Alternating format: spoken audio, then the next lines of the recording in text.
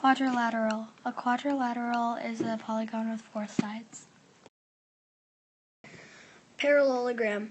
A quadrilateral that has 2 sets of parallel lines. Rhombus. A quadrilateral that has 2 sets of parallel lines and all sides are the same. Rectangle.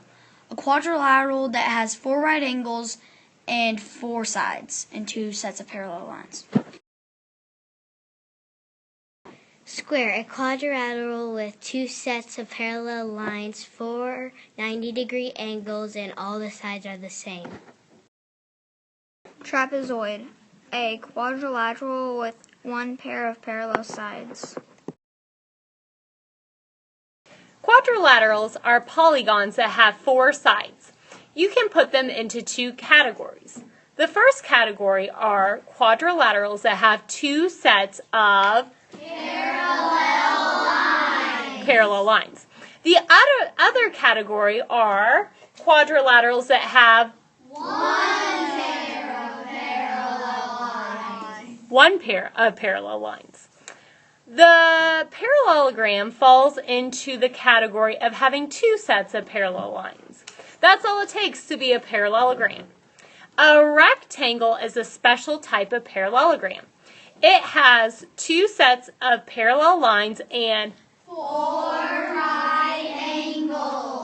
right angles.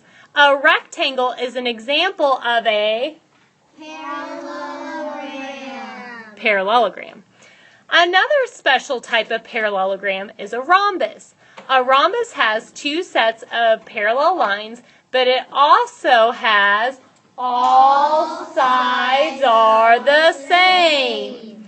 A rhombus, like I said, is an example of a